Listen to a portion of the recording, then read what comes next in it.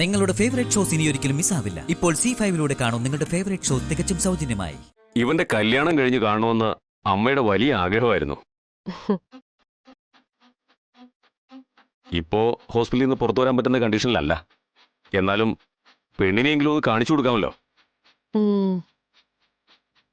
അതിനിടയിൽ ഇവനൊരു ആഗ്രഹം പറഞ്ഞു.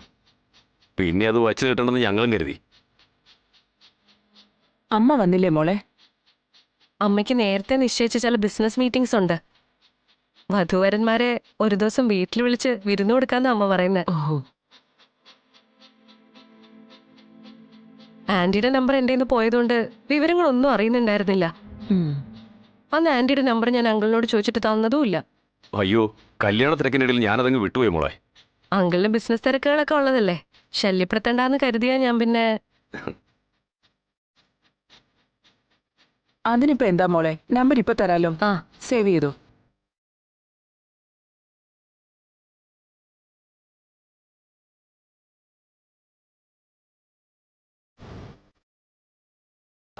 ആ ദീപക്കേ, അവിടെ ഇങ്ങനെ നിന്നാലെങ്ങനാ? ഒരുക്കങ്ങളൊക്കെ നടത്തണ്ടേ? ഇതാ വരുന്നച്ചാ. ആ ഒരു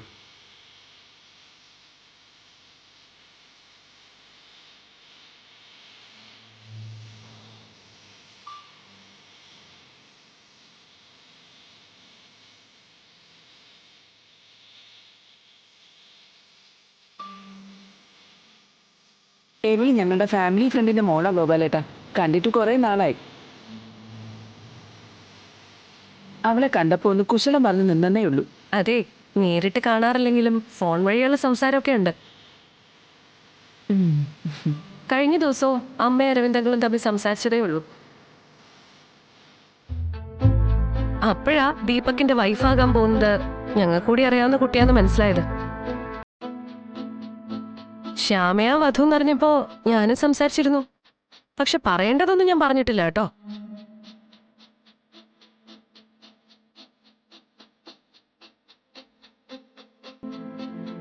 ശ്യാമ വളരെ നല്ല കുട്ടിയാണെന്നും സ്റ്റേറ്റ് ലെവൽ കബഡി പ്ലെയർ ആണെന്നും ഒക്കെ. അതൊന്നും പറയാനുള്ള സമയം കിട്ടിയില്ല. അതാണോ? അതൊക്കെ സംസാരിക്കാൻ ഇനിയും സമയമുണ്ടല്ലോ. അതെ അതെ. ആ നിങ്ങൾ അങ്ങോട്ട് ചെല്ലേ. വാ മോനെ. ആ അങ്കിളൊന്ന് നിന്നേ. നമ്മൾ തമ്മിൽ ഇത്രയും പരിചയം ഉണ്ടായിട്ടും അങ്കിൾ എന്താ എന്നെ മൈൻഡ് ചെയ്യാതെ പോയിക്കളഞ്ഞ. ഒന്നുമല്ലെങ്കിലും ഞാൻ അങ്കിളുടെ മോളുടെ കല്യാണത്തിന് വന്നതാണെന്നൊരു പരിഗണനയെങ്കിലും തരാം.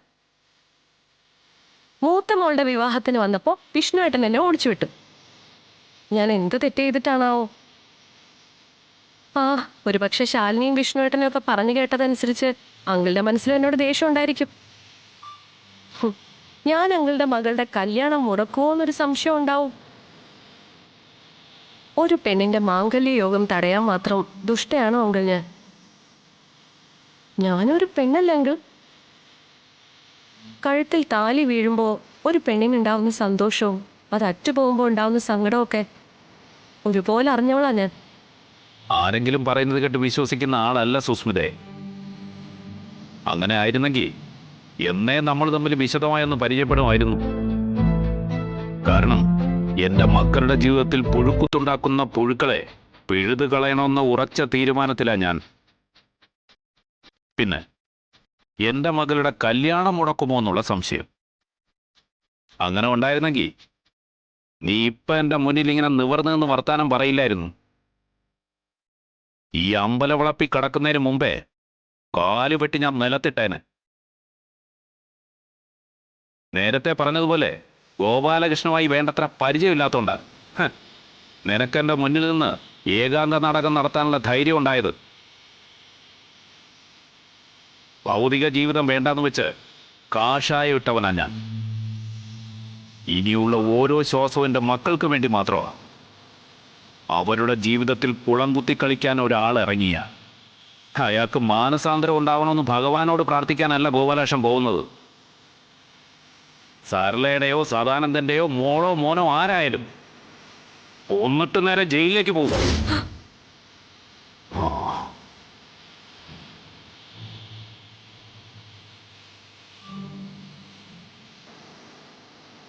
ശരി.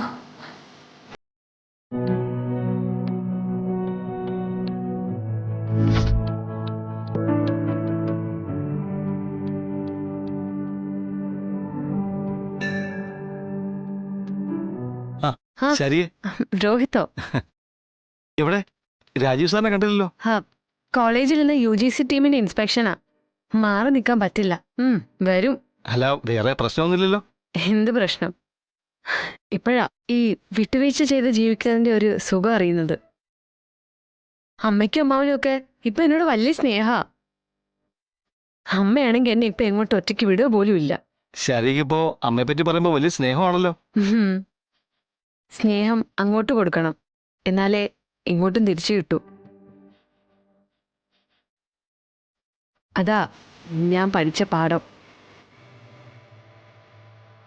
രോഹിത്തിന്റെ കാര്യത്തിൽ മാത്രം അത് സംഭവിച്ചില്ല എന്നറിയാം. ഇങ്ങനെ ഒരു പെണ്ണിനെ ഞാൻ എൻ്റെ ജീവിതത്തിൽ ആദ്യമായിട്ടാ കാണുന്നത്. ആട്ടെ, കക്ഷി വന്നിട്ടുണ്ട് കേട്ടോ. ആര്? സുസ്മിതയോ? വന്നിട്ടുണ്ടെന്ന് പറയുന്നത് കേട്ടു. ഇനി എന്ത് കുഴപ്പമിക്കാൻ വേണ്ടിയിട്ടാണാവോ? ചോദിച്ചു കേട്ടില്ലേ, നിന്നെ ആര് ക്ഷണിച്ചിട്ടാ വന്നേന്ന്? എന്നെ ഇങ്ങനെ അപമാനിക്കരുത് ആൻറ്റി. അമ്മയ്ക്കറിയാവുന്ന ആൾക്കാരാ ചെക്കൻ കൂട്ടര്. അവര് വിളിച്ചിട്ട് തന്നെയാ ഞാൻ വന്നത്. ഇപ്പൊ വലിയ കുഴപ്പങ്ങളൊന്നുമില്ലാതെ നടന്നു പോവാ കാര്യങ്ങള്. അതിനിടയിൽ കുഴപ്പങ്ങൾ ഒപ്പിക്കാൻ നോക്കിയാ അറിയാലോ എന്റെ സ്വഭാവം. ഒരു കുഴപ്പവും ഇല്ല ആൻറ്റി. അമ്മ നിർബന്ധിച്ചോണ്ട് മാത്രാ. അടങ്ങി ഒതുങ്ങി നല്ല കുട്ടിയായി നിന്ന് കല്യാണവും കൂടി ഒരില ചോറുണ്ട് ഞാൻ പൊയ്ക്കോളാം ആൻറ്റി. എന്നാ നിനക്ക് കൊള്ളാം. വിജയലക്ഷ്മി, രാജീവന്റെ ശാരികയുടെയും കല്യാണത്തിന് ഒരില ചോറ് തരാതെ പറ്റിച്ചു കളഞ്ഞല്ലോ. അതിനെപ്പോ വേണമെങ്കിലും അങ്ങോട്ട് വരാമല്ലോ.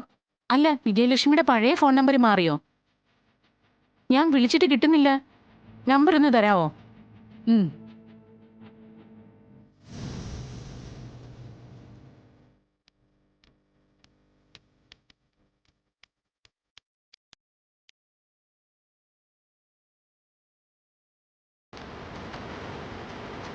മുഴുവനായില്ലേ? കിട്ടി. എന്നാ ഞാൻ അപ്പുറത്ത് തൊഴുതിട്ട് വരാവേ. ഞാനും പൊയ്ക്കോട്ടെ ആൻറ്റി. നീ പോ.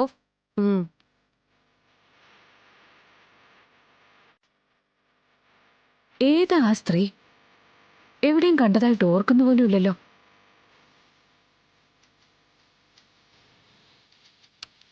എന്റെ പഴയ നമ്പർ തന്നെ ആണല്ലോ എപ്പോഴും.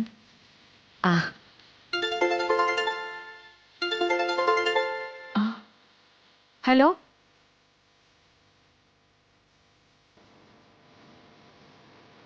കിട്ടിയില്ലേ? കിട്ടി. എന്നാ ഞാനങ്ങോട്ട്.